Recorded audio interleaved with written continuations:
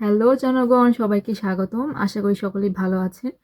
তো আজকের ভিডিওটা হচ্ছে আমার শেষ ভিডিও হবে কিভাবে ইউনিভার্সিটিতে অ্যাপ্লাই করতে হয় এই সিরিজে। কেননা আমি বলেছিলাম যে আমি শুধুমাত্র ৩টে ইউনিভার্সিটিতে অ্যাপ্লাই করেছিলাম। একটা হচ্ছে university of Innsbruck, university of Vienna এবং আরেকটি হচ্ছে টেকনিক্যাল ইউনিভার্সিটি অফ উইন বা ভিয়েনা, যেটাই বলুন। তো আপনারা অলরেডি যদি আমার ইউটিউব চ্যানেল এবং ফেসবুক পেজ ফলো করে থাকেন, সেখানে খুব ডিটেলসে হচ্ছে একদম পেয়ে যাবেন ইউনিভার্সিটি অফ ভিয়েনা এবং ইউনিভার্সিটি অফ ইন্সব্রুকে কীভাবে অ্যাপ্লাই করতে হয়। আমি স্টেপ বাই স্টেপ খুব ডিটেলসে স্ক্রিন শেয়ার করে সব কিছু বুঝিয়ে দিয়েছি, পুরো প্রসেস। আশা করি যদিও কনফিউশন থাকে এরপর আপনারা ওটা দেখে নেবেন। আজকে মূলত আমি কথা বলবো যে টেকনিক্যাল ইউনিভার্সিটি অফ উইন অথবা ভিয়েনাতে কীভাবে অ্যাপ্লাই করতে হয়। আমি হচ্ছে কম্পিউটার সায়েন্স, ডাটা সায়েন্সে অ্যাপ্লাই করেছিলাম। তো এইটার প্রসেসটা কিছুটা হচ্ছে ডিফারেন্ট। এখানে আপনাকে অনলাইনে সাধারণত অ্যাপ্লাই করতে হবে না, এখানে আপনাকে বাই পোস্টে হচ্ছে ডকুমেন্টগুলো সেন্ড করতে হবে।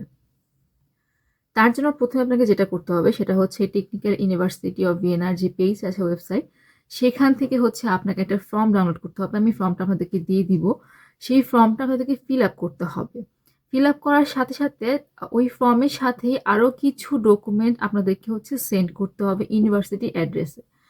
সেন্ড করার পর তারা যদি সব কিছু যাচাই বাছাই করার পর দেখে যে হ্যাঁ আপনাকে অফার লেটার দেওয়া পসিবল, সেক্ষেত্রে কিন্তু তারা খুব সহজেই কয়েক মাসের মধ্যেই, বড় জোর 2 থেকে আড়াই মাস এর মধ্যেই তারা হচ্ছে আপনাকে আপনার অফার লেটার আর সহ অন্যান্য যে ডকুমেন্টগুলো জমা দিয়েছিলেন সেগুলো সহ আপনাকে আপনার বাসায় বা আপনার বাসার অ্যাড্রেসের আশেপাশে যদি কোনো পোস্ট অফিস থাকে সেখানে কিন্তু তারা পাঠিয়ে দিবে।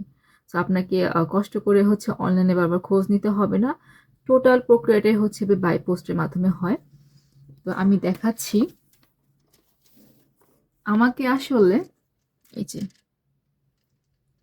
এই হচ্ছে টেকনিক্যাল ইউনিভার্সিটির যে বাই পোস্টের যে সম্পূর্ণ খামটা আমাকে এভাবে তারা ফেরত দিয়েছিল, এবং এটার ভিতরে হচ্ছে আমার সকল ধরনের ডকুমেন্টস আছে, আমি কি কি জমা দিয়েছিলাম। প্রথমে হচ্ছে আমি আপনাদেরকে অফার লেটারটা দেখাই। হ্যাঁ, দেখুন,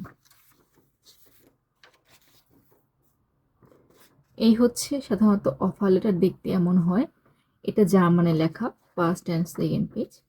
সো আমি 2টা অফার লেটার পেয়েছিলাম এখান থেকে। একটা হচ্ছে কম্পিউটার সায়েন্সে আর একটা হচ্ছে ডেটা সায়েন্সে। এই যে এটা হচ্ছে ডেটা সায়েন্সে। তো দুটো হচ্ছে অফার লেটার দিয়েছি, এই দুটো হচ্ছে জার্মান ল্যাঙ্গুয়েজে থাকে। বাট ভালো ব্যাপার হচ্ছে তারা সেম দুটো অফার লেটারকে আবার ইংলিশও দিয়ে দেয়। এই হচ্ছে মূলত অফার লেটারগুলো। অফার লেটারগুলো দেখতে এমন হয় সাধারণত। আচ্ছা, এবার আমি বলি যে কি কি ডকুমেন্ট আপনাদেরকে দিতে হবে। প্রথমত যে ফর্মটা আছে সেই ফর্মটা ফিল আপ করে আপনারা প্রিন্ট আউট করবেন। প্রিন্ট আউট করার পরে সেই ফর্মটা দিবেন। তারপরে যে কাজটা আপনাদের করতে হবে, আপনাদের যে সার্টিফিকেট আছে, আপনাদের যে বিএসসির যে সার্টিফিকেট এবং ট্রান্সক্রিপ্ট, লিগালাইজ করা সার্টিফিকেট এবং ট্রান্সক্রিপ্ট, সেটাই কিন্তু আপনারা নোটারি করবেন। এখন এখানে আমি বলে রাখি, নোটারি করার ক্ষেত্রে অনেকেই হচ্ছে এই কনফিউশনটা নিয়ে ভুগে যে নোটারি কি মেইন ডকুমেন্টের উপরে করব কিনা। অনেকে কিন্তু আমি দেখেছি যে মেইন ডকুমেন্টের উপরে হচ্ছে নোটারি করে, যেটা কিন্তু আমার কাছে মনে হয় ঠিক না, কারণ মেইন ডকুমেন্ট আমার অনেক জায়গাতেই লাগতে পারে।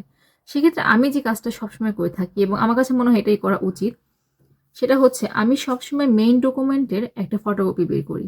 অর্থাৎ আমার যে ডকুমেন্টটা ছিল, আমার যে সার্টিফিকেটটা ছিল লিগালাইজ করা, সেই সার্টিফিকেটটার একটা ফটোকপি আমি বের করেছি লিগালাইজেশন সহ।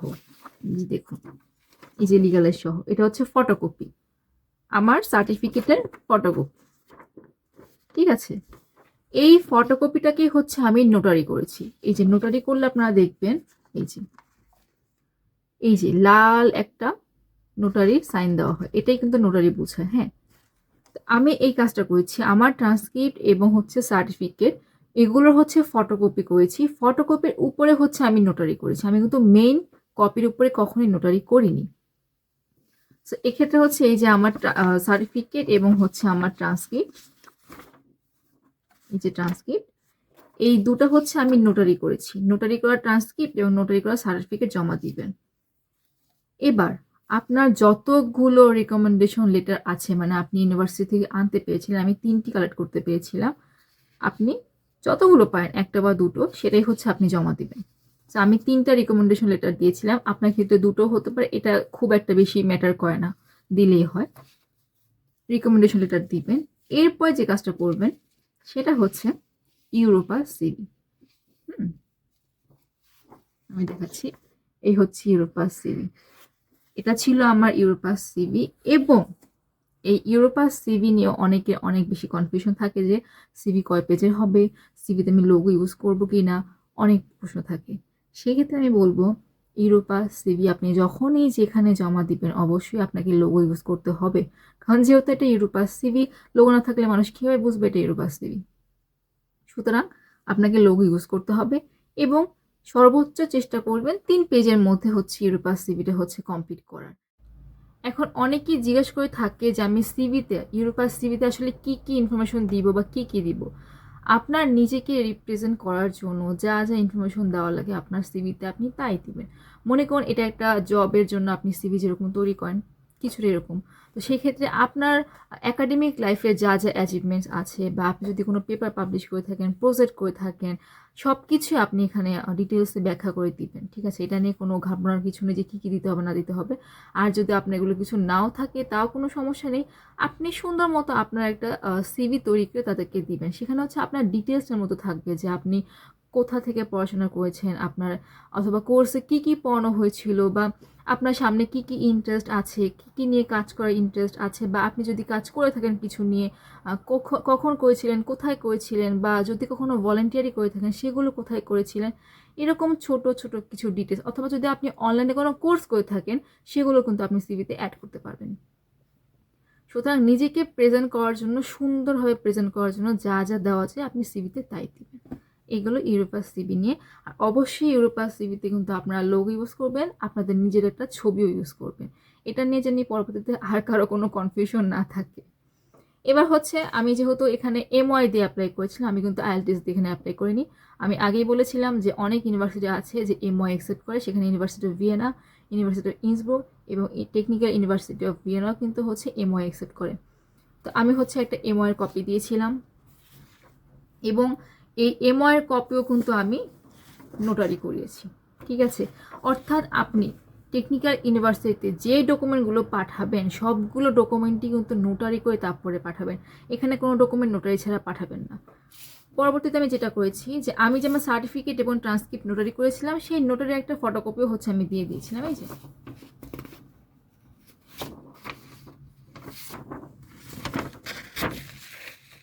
ফটোকপি, এটা হচ্ছে নোটারি ফটোকপি ট্রান্সক্রিপ্ট এবং সার্টিফিকেটের। এটা দিতেও পারেন নাও দিতে পারেন, খুব একটা বেশি ম্যাটার করে না। তবে আমি হচ্ছে এই ডকুমেন্টগুলো জমা দিয়েছিলাম। আমি আবার বলছি কি কি কি দিয়েছিলাম। প্রথমে হচ্ছে ফর্ম দিয়েছিলাম, তারপর হচ্ছে আমি হচ্ছে আমার ইউনিভার্সিটির সার্টিফিকেট এবং ট্রান্সক্রিপ্ট নোটারি করে জমা দিয়েছিলাম। তারপরে হচ্ছে আমি একটা ইউরোপা সিভি দিয়েছিলাম, আমি রিকমেন্ডেশন লেটার দিয়েছিলাম, আমি হচ্ছে আমার এমওয়াই দিয়েছিলাম এবং এই এমওয়াই হচ্ছে আমি নোটারি করে দিয়েছিলাম। এরপরে আমি হচ্ছে আমার সেই ডকুমেন্ট অর্থাৎ সার্টিফিকেট এবং ট্রান্সক্রিপ্টের নোটারির একটা ফটোকপি দিয়েছিলাম। ঠিক আছে, এই হচ্ছে টোটাল ডকুমেন্ট। আমি এই ডকুমেন্টগুলি দিয়েছিলাম এবং যখন তারা আমাকে ব্যাক করলো, আমার এই ডকুমেন্টের সাথে তারা হচ্ছে আমাকে আমার অফার লেটার সহ ব্যাক করে দিল। এই হচ্ছে টেকনিক্যাল ইউনিভার্সিটি অফ উইনের হচ্ছে সম্পূর্ণ প্রসেস। এখানে কিন্তু আর অনলাইনে কিছুই করতে হয় না। ফর্মটা কীভাবে ফিল আপ করতে হয় সেই পিডিএফটা আমার কাছে আছে, আমি দেখিয়ে দিব যে ফর্মটা কীভাবে ফিল আপ করতে হবে। এখন অনেকের মনে প্রশ্ন থাকতে পারে যে কীভাবে ডকুমেন্টগুলো সেন্ড করা যায়। সেক্ষেত্রে বাংলাদেশ থেকে ডিএইচএল এবং ইউপিএস এর মাধ্যমে আপনারা চাইলে খুব সহজে ডকুমেন্টগুলো সেন্ড করতে পারবেন। আমি এভাবেই পাঠিয়েছিলাম এবং যখন আপনারা দেখবেন ইউনিভার্সিটি পোর্টালে যে হ্যাঁ এখন অ্যাপ্লাই করার জন্য পোর্টাল ওপেন হয়েছে সামার বা উইন্টারের জন্য, আপনারা তখনই সব ধরনের ডকুমেন্ট রেডি করে হচ্ছে তাদের অ্যাড্রেসে পাঠিয়ে দিবেন। ডকুমেন্ট পাওয়ার পর তারাই কিন্তু নিজ দায়িত্বে আপনাকে মেইল করে জানাবে যে হ্যাঁ আপনার ডকুমেন্ট, সকল ধরনের ডকুমেন্ট তারা পেয়ে গিয়েছে। ডকুমেন্ট পাঠানোর 2.5 থেকে 3 মাসের মধ্যে আপনার অফার লেটার হাতে পাবেন আশা করা যায়। আমার ক্ষেত্রে এমনটাই সময় লেগেছিল।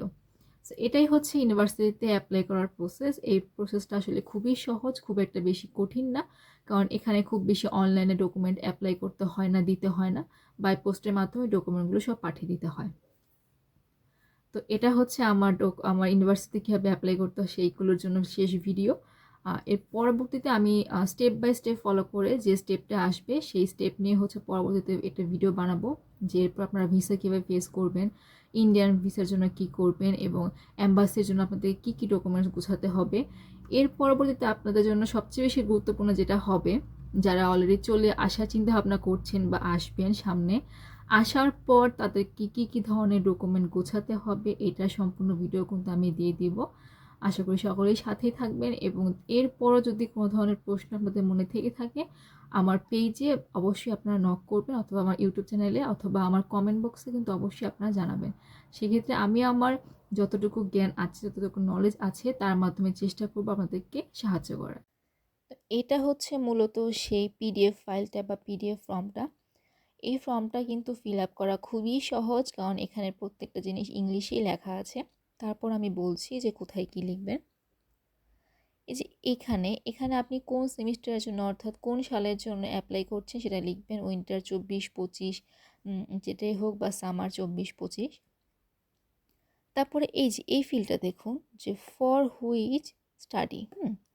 এখানে আমি যে কাজটা করেছিলাম, এখানে কিন্তু আমি আমার সাবজেক্ট রিলেটেড যতগুলো সাবজেক্ট ছিল সবগুলো নামে আমি দিয়েছিলাম, computer science, data science, software, আরেকটা কি জিনিস দিয়েছিলাম।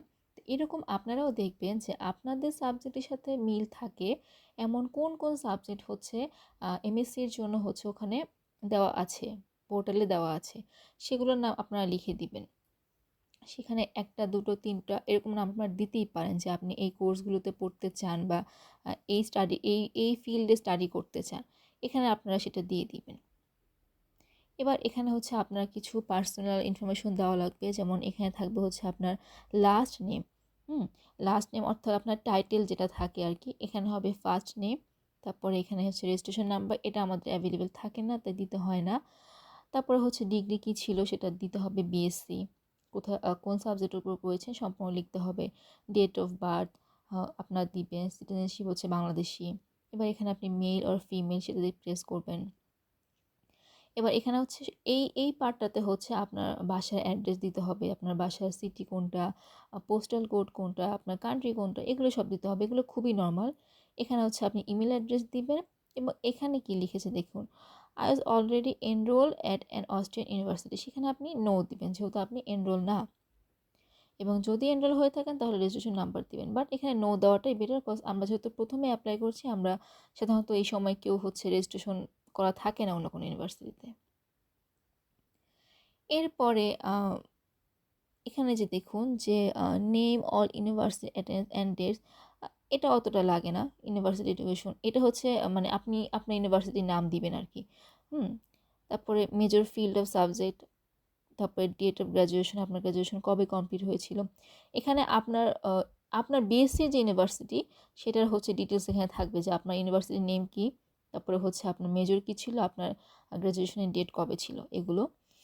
তারপরে হচ্ছে জার্মান ল্যাঙ্গুয়েজ স্কিল যদি আপনার থাকে তাহলে তো খুবই ভালো, সেখানে আপনি আপনার স্কিল দিয়ে দেবেন যে A2 B1 বা যেটাই হোক। তারপরে হচ্ছে যদি না থাকে সেক্ষেত্রে না দিলেও সমস্যা নেই। এবার হচ্ছে ইংলিশ ল্যাঙ্গুয়েজ স্কিল, সেখানে হচ্ছে আপনাকে B2 সিলেক্ট করতে হবে, কজ এখানে B2 বলতে বোঝায় 5.5 থেকে 6.5 এর মধ্যে। সুতরাং আপনি B2 হচ্ছে এখানে দিবেন, অথবা যদি আপনার 6.5 এর বেশি থাকে তাহলে আপনি হায়ার দিবেন। এই হচ্ছে সম্পূর্ণ ফর্ম, এখানে কিছু লেখা থাকে সব কিছু, যে আপনাকে কীভাবে তারা কি করবে, কীভাবে ইমেল করবে বা কীভাবে আপনাকে রেসপন্স করবে, অনেক কিছুই লেখা আছে, এগুলো পড়ে নেবেন। এইখানে যে হচ্ছে আপনি ডেট দিবেন এবং এখানে যে হচ্ছে আপনি সিগনেচার দিবেন। এই সিগনেচারটা হচ্ছে হাতে লিখে দিলেও হয়, আবার হচ্ছে ডিজিটাল সিগনেচার দিলেও হয়, আপনার যেভাবে সুবিধা আপনি হবে সিগনেচার দিবেন। এটা হচ্ছে ফর্ম। এই ফর্মটা ফিল আপ করা খুবই খুবই খুবই ইজি আমার মতে। এই ফর্মটা ফিল আপ করে এটা প্রিন্ট আউট করে এই ফর্মটা সহই হচ্ছে আপনারা জমা দিবেন। এরপরে যে কাজটা তারা করতে পারে সেটা হচ্ছে, আমার ক্ষেত্রে তারা যেটা করেছিল, আমি যেহেতু 2-এর অধিক সাবজেক্টে অ্যাপ্লাই করেছিলাম, এই যে এখানে লিখেছিলাম, সেক্ষেত্রে তারা আমাকে মেইল করে জানিয়ে দিয়েছিল যে আপনাকে হচ্ছে আপনি 2টো সাবজেক্টের বেশি হচ্ছে নিতে পারবেন না, তো চুজ করতে বলেছিল যে আপনি কোন 2টো সাবজেক্ট নেবেন। সেক্ষেত্রে আমি তখন কম্পিউটার সায়েন্স এবং ডেটা সায়েন্স নিয়েছিলাম। তো এক্ষেত্রে আরেকটা জিনিস বলে রাখি, সফটওয়্যারের ক্ষেত্রে কিছু ক্লাসে হচ্ছে আপনার জার্মান ল্যাঙ্গুয়েজ লাগবে। যার জন্য আমি সফটওয়্যার নিইনি, আমি ডেটা সায়েন্স এবং হচ্ছে কম্পিউটার সায়েন্সই নিয়েছিলাম পরবর্তীতে, এবং পরবর্তীতে এই দুটো থেকে হচ্ছে আমাকে অফার লেটার দিয়েছিল। তো এটাই হচ্ছে ফর্মের বিষয়টা, আর বাকি তো আপনারা সব কিছু ভিডিওতে পেয়ে যাচ্ছেন। তো আশা করি সকলে ভালো থাকবেন এবং ভালো মতো অ্যাপ্লাই করে অফার লেটার পেয়ে যাবেন। ধন্যবাদ।